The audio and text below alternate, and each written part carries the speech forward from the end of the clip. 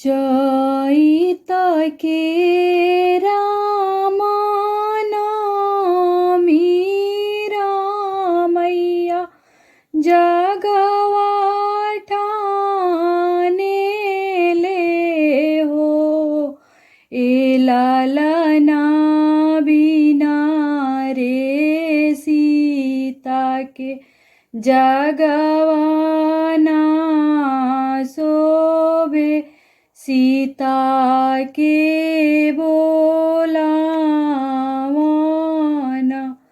अगिला ही घोड़ावा वशिष्ठा मुनि पिछला श्री रामचंद्र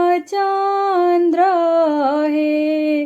ए लालना लीला रे बछड़वा बबुआ लक्ष्मण भाभी के मानावे चलले। गुरु के आवता सीता दे खेली माने माने रोवेली हो।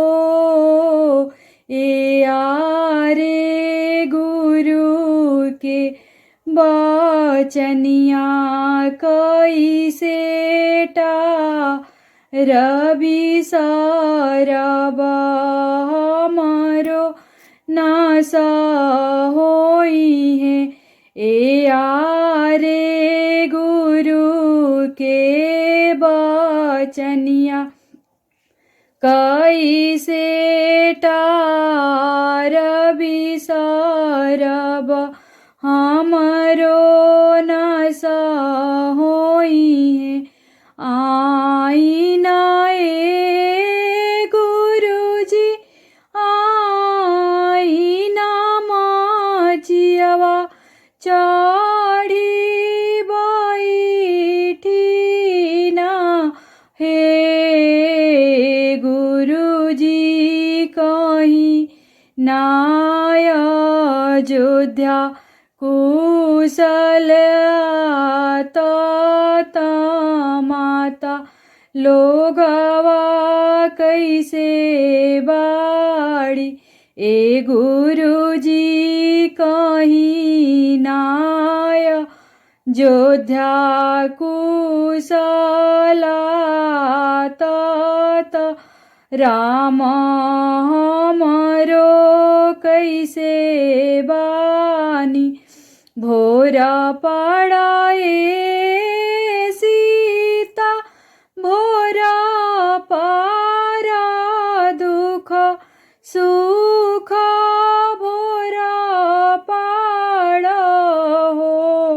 ए सीता हमारो कहल भलु मान अयोध्या पावढ़ा रहूं उदिन। ए गुरुजी उदिन जाहि दिन बियाह भइले हो। ए गुरुजी सेंदूरानी मांगी या भरवले चरवा नाही छोड़ेले। उदिन ए गुरुजी उदिन जाहि दिन गवना भइले हो। ए गुरुजी किलियानी पानावा खियावाले आचरवा हमरो नाही छोड़ेले। उदिन ए गुरुजी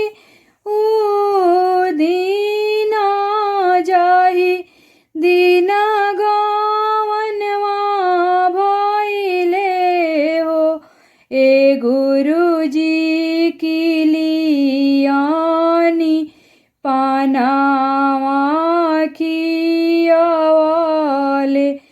आचरवा हमरो न छोड़ेले भोर पराए सीता भोड़ा पारा दुख सुख भोरा पाड़ा होए सीता हमरो कहला भलु मानय अयोध्या पावढारहु उदिनाए गुरुजी उदिना जाहि दीना बने दिहले होए गुरुजी ना लोटा डोरी याना पनिया पिया से प्राण छूटेला भोर पराए सीता भोर पाड़ा दुख सुख भोर पाड़ा हो ए सीता हमारो कहला भलु मान अयोध्या पावढारहु फाटन धरती आलोप होई धरती में समाई जाई हो ए माता हमारा पर हो खाना दया